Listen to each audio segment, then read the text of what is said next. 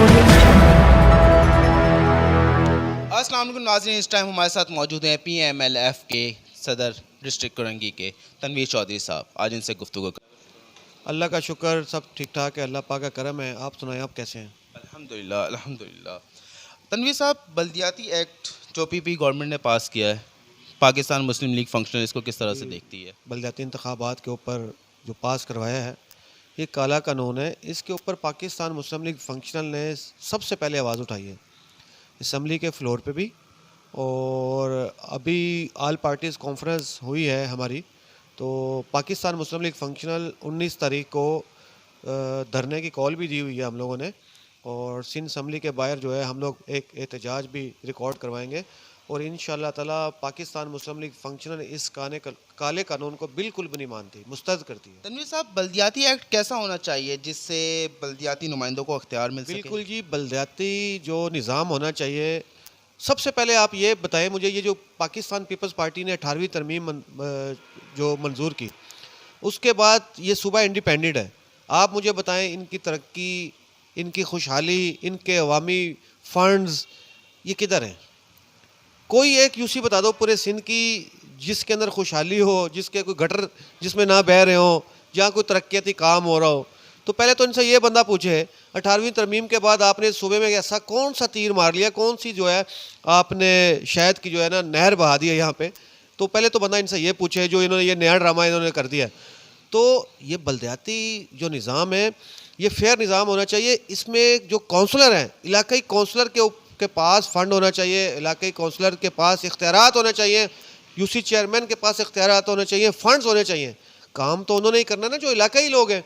जब इलाकाई लोग काउंसलर मुंतखब होंगे, चेयरमैन होंगे, वाइस चेयरमैन होंगे, वो काम करेंगे, उनके पास फंड्स होंगे, वो काम करेंगे, तो ही ये जो है गलियां सफाई होंगी, गटर लाइनें डलेंगी और सारा काम हो सकेगा। अगर ये काम सिंध हुकूमत कर सकती तो ये इनको तो पहले कर देना चाहिए था। सीएम इनका, वज़ीर बल्दियात इनका, हर चीज़ इनकी, मिनिस्टर्स इनके, लेकिन जो है इनकी कारकर्दगी ज़ीरो है सिंध के अंदर। तो ये तो एक खाने के सारे धंधे हैं और इन्होंने ये जो है वो भी पैसा खा रहे हैं वहाँ पे भी। अब ये बल्दियाती इंतखाबात जो है काला कानून पास करके ये करवाना चाह रहे हैं, तो ऐसे हम लोग करने नहीं देंगे इनको, क्योंकि ये फिर वही मसला रहेगा कि जी चेयरमैन उनके हैं, वाइस चेयरमैन उनके हैं और काउंसलर उनके हैं। तो ये बेकार की बातें हैं, इससे कोई काम नहीं होगा। ये काला काला कानून है, इसको हम नहीं मानते हैं। अभी आप लोग PTI के शाना बशाना है, बढ़ती हुई महंगाई को आप किस तरह से देखते हैं? बिल्कुल जी, हम पीटीआई के इत्तेहादी हैं। अभी तक तो, इस टाइम तक तो हम उनके इत्तेहादी हैं, लेकिन हम नाम के इत्तेहादी हैं। पीटीआई के साथ हम नाम के इत्तेहादी हैं। अगर सबसे बड़ी आप यहाँ पे देख लें, मैं अपने ज़िले की बात करता हूँ, चलो इत्तेहाद मेरे ज़िले से ले लें आप। इस ज़िले के अंदर पीटीआई के 2 एमएनए, 2 एमपी हैं। तो आप इनसे ये पूछें, पीटीआई वालों से, इत्तेहाद है तो इनको जो है फंड्स मिले, या प्राइम मिनिस्टर ने जो फंड्स दिए, इन्होंने इत्तेहादियों को पूछा है? अगर ये इत्तेहादियों को साथ मिलाते, इत्तेहादियों से पूछते, कुछ हमारी भी स्कीमें ले लेते, तो बड़ी अच्छी बात हो जाती। लेकिन वो इत्तेहाद जो है हमारा, शायद पता नहीं ना किस हद तक इत्तेहाद है, मुझे समझ नहीं आती कि ये इमरान खान साहब ने इनको क्या दिया है, क्या लिया है, अभी मुझे समझ नहीं आ रही। इनको चाहिए था, इतना फंड्स आया इनके पास, तो ये अपने इत्तेहादियों को मिलाते। एमकेएम भी तो इत्तेहादी है, उनसे भी पूछते। चलो खैर, एमकेएम के तो अपने भी एमएनएज हैं, अगर नहीं भी पूछते तो चल जाता। लेकिन पाकिस्तान मुस्लिम लीग फंक्शनल पहले यहाँ पे सियासत नहीं कर रही थी। अभी माशाल्लाह अब अल्लाह पाक के फजल करम से हमारे हर इलाकाई सतह पर हमारे ऑफिस खुल चुके हैं।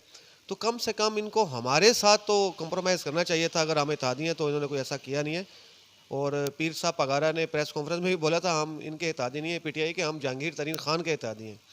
तो शायद आपने सुनी होगी वो प्रेस कॉन्फ्रेंस। तो हम तो जहांगीर खान तरीन साहब के इत्तेहादी हैं, इनके नहीं हैं। शुमारी के तहत कराची की आबादी को कम ज़ाहिर किया गया, PMLF का क्या मौक़िफ़ है? बिल्कुल जी, ये तो सिंध हुकूमत की सबसे बड़ी नाअहली है। और मैं कहता हूँ, मैं समझता हूँ इसके ऊपर कि ये कराची की आबादी को कम इसलिए शो कर रहे हैं क्योंकि अगर आबादी को पूरा शो किया जाएगा तो इसमें एमपीएस बढ़ेंगे, एमएनएस बढ़ेंगे। तो एमपीएस एमएनएस बढ़ेंगे तो सिंध में इनकी हुकूमत कभी भी नहीं आ सकती, क्योंकि फिर एमकेएम हमारे साथ कोलिशन में रही है, हमेशा ही कोलिशन में रही है। तो हमारी और इनकी मिलकर हुकूमत बनती है। और इंशाअल्लाह ताला ये कुछ भी कर ले, 2023 के इलेक्शन में हम आपको हुकूमत बना के दिखाएंगे।